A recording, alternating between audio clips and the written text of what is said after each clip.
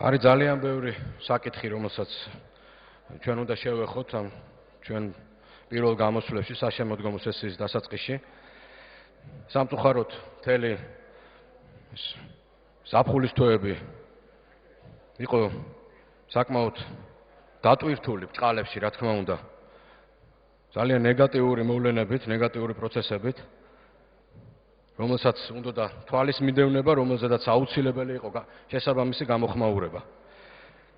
პირველი რითიც მე მინდა დავიწყო, ეს არის, რა თქმა უნდა, ადამიანის უფლებები და პატიმრების უფლებების დაცვა.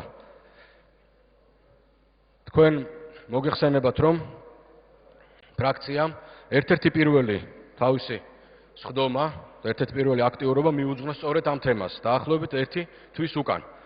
ეს თემა შეეხება პატიმარ ციკლაურს, უმძიმესად დაავადებულ ადამიანს, რომელიც დაავადებულია ტუბერკულოზის განუკურნებელი სენით და რომელიც მოთავსებული იყო შესაბამის სტაციონარში.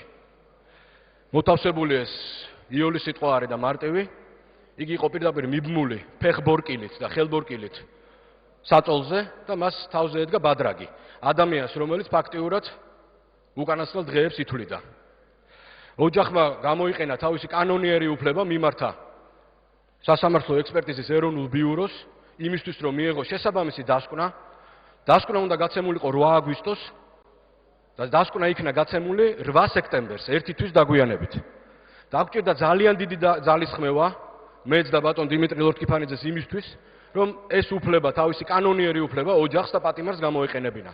არა და ოჯახისთვის და პატიმრისთვის ყოველ წამს და ყოველ წუთს ჰქონდა გადამწყვეტი მნიშვნელობა. უფრო მეცაც გეტყვით. ჩვენ მივბრძანდით ეროვნული ბიუროს ოფისში და ყველა დაგვემალა.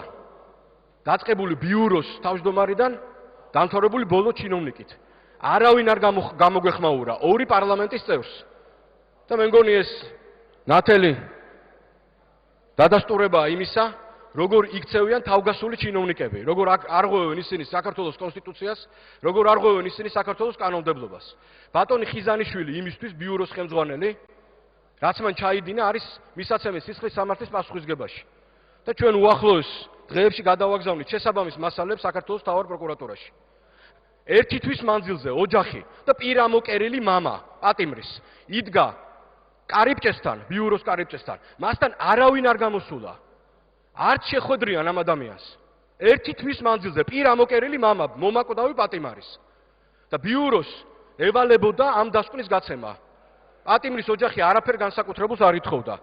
და 1 თვის თავზე ძლივს მოხდა ამ დასკვნის გაცემა და დღეს პატიმარი შესაბამისად კურნალობს შესაბამის სტაციონარში და მის მდგომარეობაში არის ასობით ადამიანი დღეს ჩვენ ქართულ ციხეებში და საპატიმროებში.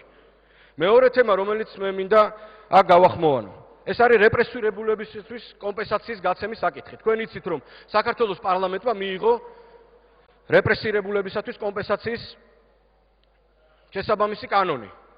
ეს ადამიანები, მათი ახლობლები, მათი მამები, დედები იყვნენ 30-იან წლებში ბოლშევიკური რეჟიმის მიერ რეპრესირებული. თქვენ იცით, რომ ევროსასამართლომ შესაბამისი გადაწყვეტილება მიიღო და დაუდგინა ამ ადამიანებს გარკვეული ანაზღაურება.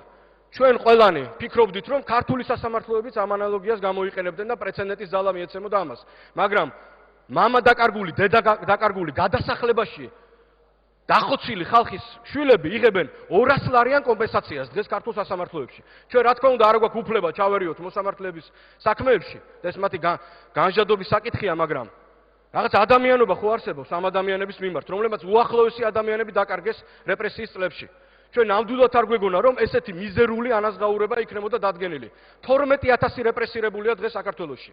და მე უბრალოდ მინდა გამოვიყენო ეს ტრიბუნა და თქვენ გთხოვოთ, რომ როგორმე დაუბრუნდეთ ჩვენ ამ საკითხს და ნორმალური ღირსეული კომპენსაცია მივცეთ ამ ადამიანებს.